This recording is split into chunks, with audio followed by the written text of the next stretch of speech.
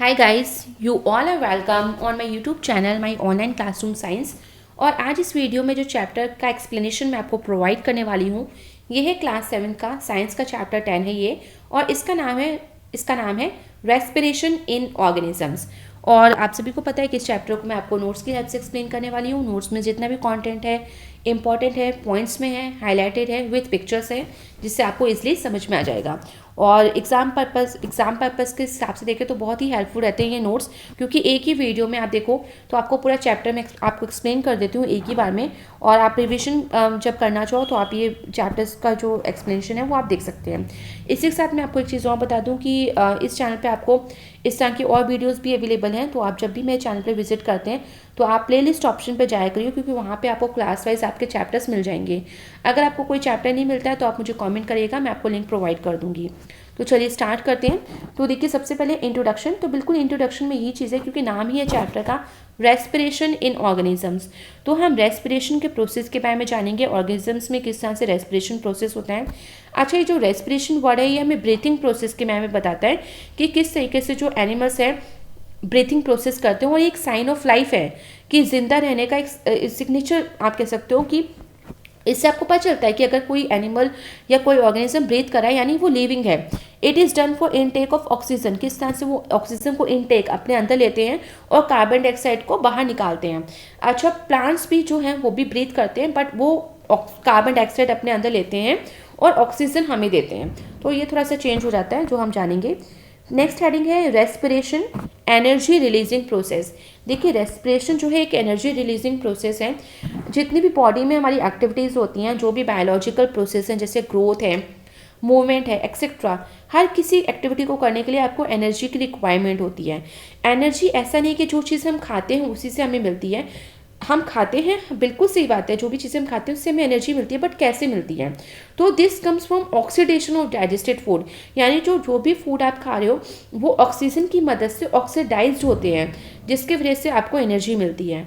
दस respiration is the fundamental process. तो इसकी वजह से आप याद रखें कि रेस्पिरेशन जो एक फंडामेंटल यानी बहुत इंपॉर्टेंट प्रोसेस है, क्योंकि ये आपके जो फूड जो भी आप खा रहे हो उसको ऑक्सीडाइज करने में हेल्प कर रहा है। और उस ऑक्सीडाइज करने के बाद यानी उस फूड को छोटे छोटे टुकड़ों में तोड़ने के बाद ही बॉडी में एनर्जी रिलीज हो रही है, जो कि सारे बॉडी सेल्स यूज़ कर रहे हैं उस एनर्जी को, और जिसकी वजह से लिविंग सेल्स जो हैं वो हमारी बॉडी में काम करते हैं। ड्यूरिंग दिस प्रोसेस यानी रेस्पिरेशन के प्रोसेस और ये किस तरह से खाने का डाइजेशन होता है, उस प्रोसेस के टाइम पे आपने देखा होगा कंपाउंड जैसे ग्लूकोज है, फ्रक्टोज है, ये ब्रोकन डाउन, जो मैंने कहा छोटे छोटे टुकड़ों में टूट जाते हैं सिंपलर सब्सटेंसेस में। स्टेप वाइज एक प्रोसेस होता है जिसकी वजह से एनर्जी रिलीज होती है। एनिमल्स में आप देखोगे जो ग्लूकोज है वो एक मेजर सोर्स होता है एनर्जी का, यानी हमें उससे बहुत ज़्यादा एनर्जी प्राप्त होती है। इसी वजह से इसको बायोलॉजिकल फ्यूल भी कहते हैं, तो आप याद रखिएगा इसको। नेक्स्ट है oxygen needed for this purpose is taken inside the body of the animal by the process of breathing. कि जो भी ऑक्सीजन नीड होती है बॉडी में वो एनिमल किस तरह से लेते हैं, वही एक ब्रीथिंग का प्रोसेस है। इसमें दो आपके मेन प्रोसेस हैं। एक्सचेंज ऑफ रेस्पिरेटरी गैसेस, यानी फर्स्ट है एक्सचेंज ऑफ रेस्पिरेटरी गैसेस का एक्सचेंज होना, जो कि ब्रीथिंग प्रोसेस में होता ही है। सेकेंड है release of energy from food, यानी फूड से भी एनर्जी का रिलीज होना। आप आते हैं रेस्पिरेशन इन प्लांट्स। जो प्लांट्स हैं वो किस तरह से रेस्पिरेट, किस तरह से ब्रीथिंग प्रोसेस होता है उनमें। तो प्लांट्स जो हैं वो भी एक लिविंग ऑर्गेनिजम्स हैं, वो भी रेस्पिरेशन करते हैं। ऑक्सीजन को किस तरह से टेक इन करते हैं या फिर गिव आउट करते हैं carbon dioxide, like most of the animals. तो थोड़ा सा यहाँ पे मैंने आपको पहले ही बता दिया है कि प्लांट्स जो हैं वो कार्बन डाइऑक्साइड लेते हैं और ऑक्सीजन रिलीज करते हैं, but they do not have any special respiratory systems as in animals. But animals में आपने देखा होगा हर एक चीज़ के लिए एक प्रॉपर सिस्टम होता है। ब्लड सर्कुलेशन का एक सिस्टम होता है, आप देखोगे डाइजेशन का लिए एक सिस्टम होता है, रेस्पिरेशन के लिए एक तरह का सिस्टम होता है। बट प्लांट्स में आपको इस तरह से एक पर्टिकुलर सिस्टम्स नहीं मिलते हैं। बट इसका मतलब ये नहीं कि प्लांट्स रेस्पिरेशन का प्रोसेस नहीं करते, वो भी करते हैं। तो प्लांट्स में जो एक्सचेंज होता है गैसेस का, यानी ऑक्सीजन और कार्बन डाइऑक्साइड गैसेस का जो एक्सचेंज होता है, क्योंकि ये दो ही गैसेस हैं जिनको हम रेस्पिरेटरी गैसेस के नाम से जानते हैं। क्वेश्चन आपका यहाँ से बन सकता है कि कौन से ऐसी दो गैसेज हैं जिनको हम रेस्पिरेटरी गैसेस के नाम से जानते हैं। तो आप याद रखिएगा ये है ऑक्सीजन एंड कार्बन डाइऑक्साइड। अच्छा, अब हम ये जानेंगे कि जो प्लांट्स हैं वो किस किस जगहों से एक्सचेंज करते हैं गैसेस को। तो देखिए पहला है स्टोमेटा, सेकेंड है लेंटिकल्स, थर्ड है इंटरसेलुलर स्पेसिस और फोर्थ है रूट हेयर सेल्स। तो ये ऐसे कह सकते हो प्लांट्स के पार्ट्स हैं जहाँ से प्लांट्स जो है एक्सचेंज करते हैं गैसेस को। पहला आते हैं exchange of respiratory gases in leafy land plants. तो लैंड में जो प्लांट्स जो लीफी होते हैं वो किस तरह से एक्सचेंज करते हैं रेस्पिरेटरी गैसेस का, तो इनको देख लेते हैं। तो आप देखोगे कि स्टोमेटा पत्तियों में आप देखोगे टैनिंग ओपनिंग्स होती हैं, और ये सिंगुलर वर्ड देखें तो स्टोमा है और प्लूरल में इसको स्टोमेटा बोलते हैं। तो छोटे छोटे छेद, जिस तरह से हमारी बॉडी पे आपको छोटे छोटे छेद मिलते हैं जिससे कि स्वेटिंग का जो स्वेट होता है वो निकलता है, इसी तरह से अपने स्टोमेटा जो होते हैं जैसे पत्तियों में छोटे छोटे छेद होते हैं, एक तरह के एराइल पार्ट्स होते हैं जहाँ से कि गैसेस का एक्सचेंज होता है। स्टोमेटा जो है लीव्स के लोअर एपिडर्मिस में भी पाए जाते हैं, बहुत ज़्यादा पाए जाते हैं, और अपर एपिडर्मिस में भी फ्लैट लीव्स में पाए जाते हैं। स्टोमेटल एपरेटस किस तरह से फॉर्म्ड होते हैं, देखिए टाइनिंग ओपनिंग होती है, ये छेद ही होते हैं एक तरह के जिन्हें हम स्टोमा कहते हैं, सिंगुलर वर्ड स्टोमा, प्लूरल है स्टोमेटा। 2 गार्ड सेल्स होते हैं यहाँ पे जो किडनी तरह के बीन्स जो है उस शेप में होती हैं ये, और इसके चारों तरफ मैनी सराउंडिंग सेल्स होते हैं जिन्हें हम सबसिडरी सेल्स कहते हैं। स्टोमेटल एपरेटस किस तरह से हेल्प करता है एक्सचेंज ऑफ गैसेस में, ओपनिंग एंड क्लोजिंग, जो ये छेद होते हैं ओपन होते हैं जिससे हवा रिलीज हो सके, और क्लोज हो जाते हैं जब हवा को अंदर ले लेते हैं, यानी जो भी है कार्बन डाइऑक्साइड या ऑक्सीजन। इसके बाद ओपनिंग और क्लोजिंग होती है स्टोमेटा की ऑब्जर्व ड्यूरिंग द डे के टाइम पे। This is possible because of expanding और shrinking of the guard cells, और इसलिए क्योंकि यहाँ पे जो गार्ड सेल्स हैं वो एक्सपेंड भी होते हैं और श्रिंक भी होते हैं। ठीक है, एक्सपेंड मतलब खुल जाना, श्रिंक मतलब बंद हो जाना। ये जो सेल्स होते हैं एक्सपेंड होते हैं और bulge when water flows into them from surrounding subsidiary cells. ये जो सेल्स हैं कब एक्सपेंड और थोड़े फूल जाते हैं, जब बाहर से पानी फ्लो करता है इनके ऊपर सबसिडरी सेल्स पे। It results in open stomata, और इसकी वजह से जो है स्टोमेटा जो है वो ओपन हो जाते हैं और गैसेस जो है एक्सचेंज हो जाती हैं। जैसे आप ए वाले में देख सकते हो कि ये जो है एक स्टोमेटा का ओपन वाला फॉर्म पिक्चर है, और सेकंड जो है स्टोमेटा का एक क्लोज वाला पिक्चर है। नेक्स्ट है लेंटिकल्स। देखिए लेंटिकल्स जो वुडी स्टेम्स होते हैं, ब्रांचेस होती हैं प्लांट की, ट्रीज हैं, उनमें भी स्मॉल ओपनिंग्स होती हैं बाग में, जिसको हम लेंटिकल्स कहते हैं। तो वहाँ से भी गैसेस जो है एक्सचेंज होती हैं। नेक्स्ट है रूट हेयर सेल्स। तो रूट जो होते हैं वहाँ भी थिन लेयर होती है एपिडर्मस सेल्स की, जिसे हम एपिबेलमा कहते हैं, जहाँ से रूट जो गैसेस हैं वो एक्सचेंज होती हैं।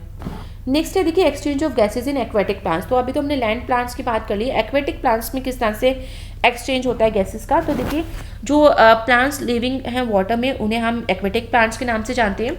यहाँ पे ऑक्सीजन और कार्बन डाइऑक्साइड जो होती हैं पानी में पहले ही डिजोल्व होती हैं। एक्वेटिक प्लांट्स जो हैं ऑब्जर्व करते हैं इन डिजोल्व ऑक्सीजन गैस को अपनी सराउंडिंग वाटर से थ्रू दिए जनरल बॉडी सरफेस, अपने बॉडी सरफेस के द्वारा। इसके बाद देखिए यूटिलाइजेशन ऑफ ऑक्सीजन। देखिए ऑक्सीजन ऑब्जर्व की जाती है अब स्ट्रक्चर्स जो कि पास करते हैं living cells of the plant body, where it is use for the break down of food to release energy. जहाँ पे इस ऑक्सीजन का यूज़ होता है जिसकी वजह से प्लांट्स में भी फूड को ब्रेक डाउन करने के लिए, जिससे कि पौधे को एनर्जी मिल सके। और ये फोटोसिंथेसिस का प्रोसेस होता है ऑक्सीजन कार्बन डाइऑक्साइड की वजह से, और जो भी रेस्पिरेशन है प्लांट्स और एनिमल्स का। रेस्पिरेशन इन एनिमल्स देखें तो हर हायर एनिमल्स और जो भी एनिमल्स हैं उनके रेस्पिरेटरी ऑर्गन्स में रेस्पिरेशन का प्रोसेस होता है, एक्सचेंज होती हैं गैसेस। और बट हर एक एनिमल में रेस्पिरेशन का जो ऑर्गन्स होते हैं वो डिफरेंट होते हैं। जैसे यहाँ पे पूरे टेबल पे आपको मिल जाएगा, साथ ही देखिए लिखा भी हुआ है कि फ्रॉग्स जो हैं अपने स्किन के द्वारा रेस्पिरेशन करते हैं, एक्सचेंज करते हैं गैसेस को। फिशेस जो हैं गिल्स के द्वारा करती हैं, इंसेक्ट्स में ट्रैकिया होते हैं, और मैन में लंग्स होते हैं, और बर्ड्स में भी। तो इस तरह से ये अपना प्रोसेस जो है रेस्पिरेशन का वो कंडक्ट करते हैं। ब्रीथिंग, तो ब्रीथिंग एक प्रोसेस ही है जिससे कि एक्सचेंज होता है रेस्पिरेटरी गैसेस का बिटवीन एनिमल बॉडी और अपने सराउंडिंग मीडियम एयर वाटर से। देखिए एक्सचेंज होना है गैसेस का between the body and surroundings, इसको हम एक्सटर्नल रेस्पिरेशन कहते हैं। जैसे अमेबा के केस में आप देखोगे तो बहुत सारे एक ऐसा प्रोसेस जिसमें एक्सचेंज होना है रेस्पिरेटरी गैसेस का between the body and surroundings of an organisms, इसको हम एक्सटर्नल रेस्पिरेशन और ब्रीथिंग कहते हैं। Exchange of respiratory gases by general body surface, general body surface को द्वारा takes place in lower animals like amoeba है। Oxygen moves into the body and carbon dioxide moves out into the surrounding medium air water. तो इस तरह के हम बोल सकते हैं। इसके बाद देखिए exchange of respiratory gases by skin, skin के द्वारा जैसे फ्रॉग्स में, और when they are in water and earthworms, ये भी अपने स्किन के द्वारा ही रेस्पिरेशन कर लेते हैं। एक्सचेंज देखें गैसेस का तो एक्वेटिक एनिमल्स में फिशेस, प्रॉन, क्रैब, मसल, ये जो भी हैं आप देखोगे कि ये गिल्स के द्वारा जो है वो रेस्पिरेशन का प्रोसेस करते हैं। एक्सचेंज ऑफ गैसेस देखिए इंसेक्ट्स में ट्रैकिया के द्वारा होता है, जो कि ट्रैकिया एक एयर ट्यूब्स होते हैं इंसेक्ट्स में। रेस्पिरेशन लंग्स के द्वारा होता है, जैसे लंग्स हैं ह्यूमंस में, बर्ड्स में, कैटल, डॉग्स में, तो ये लंग्स के द्वारा जो है रेस्पिरेशन का प्रोसेस करते हैं। एक्सचेंज होता है गैसेस का, ब्रीथिंग एक्टिविटी आप देख सकते हो इजली। तो चेस्ट में जब आप रिब्स जो होती हैं, रिब्स आप थोड़ा सा फील करोगे तो वो भी आप आगे पढ़ोगे, मैं उसको एक्सप्लेन करूँगी। तो उस टाइप से भी आप देख सकते हो कि जब आप सांस लेते हो तो रिब का साइज़ क्या होता है, और जब आप इसको रिलीज़ करते हो तो रिब्स का साइज़ किस तरह से चेंज होता है। तो यहाँ पे देखिए फिश का भी है, पिक्चर में आप देख सकते हो गिल्स की हेल्प से ये रेस्पिरेशन का प्रोसेस करते हैं, और जो मैन होता है वो लंग्स के हेल्प से रेस्पिरेशन का प्रोसेस करते हैं। ब्रीथिंग प्रोसेस मैन में देखें तो एक्सचेंज होना है रेस्पिरेटरी गैसेस का लंग्स के द्वारा, इसको कहते हैं ब्रीथिंग। इसमें दो मेथड्स हैं, इंस्पिरेशन और इसको इनहेलेशन बोलते हैं, और एक्सपिरेशन यानी एक्सलेशन। यानी इनहेलेशन मतलब हवा का अंदर लेना ऑक्सीजन का, और एक्सलेशन यानी कार्बन डाइऑक्साइड का बाहर निकालना। तो देखिए ये मैं रिब केज की बात करी थी कि जो प्रोसेस होता है ब्रीथिंग का वो है movements of a diaphragm, rib cage and muscles between the ribs. तो रेट ऑफ ब्रीथिंग जो मैन का होता है वो पर मिनट 17 से 18 टाइम्स का आप ले लो, कि एक मिनट में 17 से 18 बार सांस ली जाती है और छोड़ी जाती है। इट इंक्रीजेज, बट आप जब अगर रनिंग कर रहे हैं, वॉक कर रहे हैं, एक्सरसाइज कर रहे हैं तो ये थोड़ा सा बढ़ जाएगा टाइमिंग। इसके बाद देखिए यूटिलाइजेशन ऑक्सीजन का, इंटरनल रेस्पिरेशन देखें तो ऑक्सीजन रिच ब्लड, ऑक्सीजन जो है अगर ब्लड में है तो वो कैरीड करती है डिफरेंट पार्ट्स में tissues by blood vessels. Haemoglobin जो है रेड पिगमेंट प्रेजेंट होता है रेड ब्लड सेल्स में, ये जो पिगमेंट है रेड कलर प्रोवाइड करता है ब्लड को, और ऑक्सीजन भी कैरी करता है। ऑक्सीजन जो है फिर रिलीज की जाती है टिश्यू सेल्स की मदद से, और इसको यूज़ किए जाते हैं obtain energy from the food. ये स्टेप्स, इसी स्टेप को हम रेस्पिरेशन का प्रोसेस कहते हैं। इसे सेलुलर रेस्पिरेशन भी कहा जाता है, क्योंकि ये बहुत सारे सेल्स जो ऑर्गेनिजम्स मौजूद होते हैं उसमें ये कंडक्ट होता है पूरा प्रोसेस। नेक्स्ट है एरोबिक रेस्पिरेशन। तो एरोबिक रेस्पिरेशन देखिए ऑक्सीजन की मौजूदगी में होता है। It is known aerobic respiration क्योंकि ऑक्सीजन की हेल्प से ही ये प्रोसेस होता है, जिससे एनर्जी ऑब्टेन कर पाते हैं प्लांट्स और एनिमल्स। इस तरह के ऑर्गेनिज्म जो ऑक्सीजन की मदद से रेस्पिरेशन का प्रोसेस कंडक्ट करते हैं उनको हम एरोब्स कहते हैं।